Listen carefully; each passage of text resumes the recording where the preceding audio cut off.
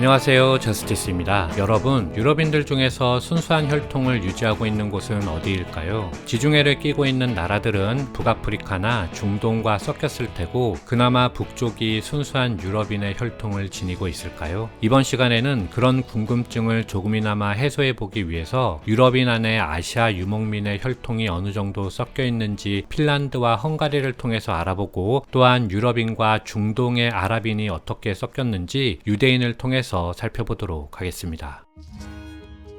유럽에서도 북유럽에 대한 선입견이 있다고 합니다. 금발의 푸른 눈, 이른바 블론디즘을 가진 아름다운 외모, 근대 산업화를 피하고 자연 친화적인 노선을 추구했던 철학 등은 세속과 동떨어진 이미지를 만들어내며 북유럽인에 대한 환상을 심어주었지요. 하지만 북유럽인의 몸에도 아시아인의 피가 흐르고 있습니다. 지리적으로 볼 때 유럽과 아시아는 우랄 산맥으로 막혀져 있지만, 우리가 잘 알고 있는 것처럼 흉노와 투르크 등 아시아계 민족들은 이미 수백 년 전부터 우랄 산맥을 넘어 동유럽과 북유럽 전역에 자리를 잡았기 때문이죠. 그 대표적인 민족 중 하나가 바로 핀란드의 피닌인데요. 그들은 원래 우랄 산맥 동쪽에서 거주하던 아시아인으로 우랄어족에 속하며 게르만으로 분류되지는 않습니다. 피닌은 대체로 7세기부터 중앙아시아에서 넘어온 사람들인데, 피닌은 비슷한 시기에 유럽으로 이주한 마자르인과는 달리 멍청하게도 추운 곳으로 오고 말았다라는 농담이 있는 민족입니다. 하지만 아시아인들은 중세 북유럽에서 동유럽에 이르는 넓은 지역으로 이주하였는데, 피닌은 사람들이 살기 힘든 척박한 북쪽으로 이주하였기 때문에 오히려 이주민들 중에서 비교적 순수한 혈통을 유지한 민족이라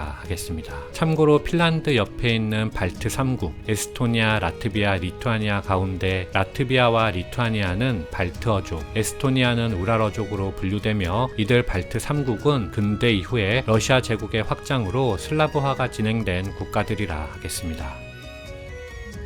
375년 폭풍처럼 등장한 훈족이 게르만족을 압박하자 게르만은 로마 제국의 영내로 이동하였습니다. 우리는 이를 게르만족의 대이동이라 하죠. 하지만 이와 동시에 훈족도 아틸라의 지휘 아래 게르만의 주거지를 넘어 로마 제국까지 침입하였습니다. 참고로 아틸라의 유럽 침공 과정이나 훈족의 기원에 대한 논쟁은 지난 영상을 참고하여 주시면 좋을 것 같습니다. 훈족의 침략 당시 유럽인들은 훈족의 얼굴은 검고 코가 납작하여 야수처럼 보였다라고 기술하며 공포심을 드러내었고, 이렇게 훈족은 파죽지세로 유럽을 동서남북으로 돌파하였습니다. 하지만 그들의 기세는 451년 프랑스 파리의 동쪽 카탈라우눔 전투에서 서로마 제국에 패하며 꺾였고, 훈족은 곧 동유럽으로 후퇴할 수밖에 없었습니다. 그리고 그곳에서 새롭게 터를 잡았는데, 그 지역이 이후 헝가리아라 불리게 되었죠. 이것이 헝가리아가 오늘날 헝가리의 기원이 되었다는 설명인데, 이를 부정하는 또 다른 주장도 있습니다. 지금의 헝가리는 훈족과는 관계가 없고, 그 침략으로부터 수백 년이 지난 후에 자신들을 오누구르라 밝히며 침입해온 투르크계 민족을 헝가리의 기원으로 보는 견해이지요. 오누구르는 10개의 화살과 10개의 민족을 의미하는데, 이것이 웅가른이라는 독일어가 되었다가 단어 첫머리에 묵음인 H가 들어가 헝가리가 되었다는 설명입니다. 종합해보면 5세기 훈족이 세운 헝가리아가 변해서 헝가리가 되었다고 주장하는 일파는 현재 헝가리의 주요 구성원인 마자르족을 훈족의 후예로 보는 것이고, 9세기에 우랄산맥 동쪽에 있던 투르크 계열 오누구르가 이동한 결과가 헝가리의 기원이라 주장하는 일파는 투르크인이 훗날 마자르인이 되었다고 주장하는 것이지요. 두 학설 중 어느 쪽이 맞는지 확실하게 증명할 수는 없지만, 현재는 훈족과 마자르인이 관계가 없다고 보는 후자의 설명이 더 설득력을 얻고 있습니다. 그 이유는 9세기에 헝가리로 이주한 오누구르가 마자르 7부족과 하자르 3부족이 연합한 세력이었음이 알려지면서 10개의 부족을 의미하는 오누구르란 이름과 부합하게 되었기 때문이죠. 하지만 여전히 마자르인에서 마자르가 어떤 뜻인지는 알려지지 않았습니다. 다만 마자르인은 긴 세월 동안 현지에서 토착 유럽인과 혼혈을 거듭하며 오늘날의 헝가리인을 형성하였다 하겠습니다.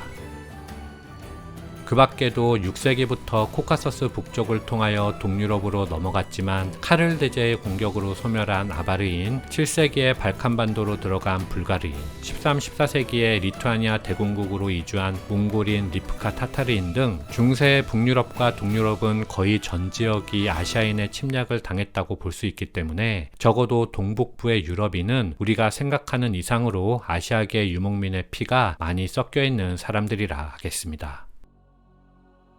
유대인은 유럽인과 같은 코카소이드 인종으로 분류되지만 그들은 셈 어족으로 인도 유럽 어족에 속하는 유럽인과는 다른 민족입니다. 오늘날의 유대인은 수천 년 동안 유럽 각지로 이주하여 유럽인과 비슷한 외모를 가지게 되었지만 원래 유대인의 외모는 셈계 어족답게 아랍인에 가까웠습니다. 아울러 유대인은 디아스포라로 인하여 분류하기가 가장 어려운 민족이기도 하죠. 따라서 유대민족을 구분하는 기준이 종교가 된 것이고 유대교를 신봉하는 종교적 유대인이 이른바 오늘날 우리가 부르는 유대인이며 그 직계 자손 또한 유대인이 되는 것입니다. 132년 제2차 유대로마 전쟁이 하드리아누스 황제의 진압으로 종결되면서 이후 유대인들은 2000년에 걸친 유랑의 시대를 살았는데요. 디아스포라된 유대인들은 크게 세 그룹으로 나눌 수 있습니다. 먼저 북쪽의 동유럽을 통하여 독일 지역으로 들어간 유대인들을 아슈케나짐이라 하는데요. 아슈케나지는 히브리어로 독일을 의미하며 현 유대인의 약 80%는 아슈케나짐 계열의 유대인입니다. 반면 남쪽의 아프리카를 통하여 스페인으로 들어간 유대인들은 세파르딤이라고 하며 세파르딘은 히브리어로 이베리아를 뜻하지요. 이렇게 아슈케나짐과 세파르딤은 백인화된 유대인입니다. 마지막으로 디아스포라 후에도 팔레스타인을 비롯한 중동 지역에 머물던 유대인들은 미즈라힘이라고 하며 미즈라힘은 히브리어로 동쪽을 의미합니다. 유대인은 전 세계에 약 2천만 명밖에 없는 소수 민족이지만 중세 유럽의 금융 발전과 근대 유럽의 대항해 시대를 열어젖힌 끈질기고 힘있는 민족입니다. 그런 이유로 저스티스 채널에서도 유대인 이야기를 꽤 여러 번 다루었는데요. 이번 영상은 민족적인 관점에서 왜 유대인이 유럽에서 박해를 받았는지 그 이유를 간략히 말씀드려 보도록 하겠습니다. 유대인이 박해를 받은 이유는 기본적으로 금융업 때문입니다. 중세 기독교는 시간은 신이 관할하는 영역이므로 인간이 돈을 빌려주고 그 빌려준 시간에 대한 대가로 이자를 받는 것은 신의 영역을 침범하는 것으로 보고 절대로 하지 말아야 하는 일로 가르쳤습니다. 하지만 유대인의 구약 성경은 형제에게는 안 되지만 이방인에게는 이자를 받을 수 있도록 규정하고 있었죠.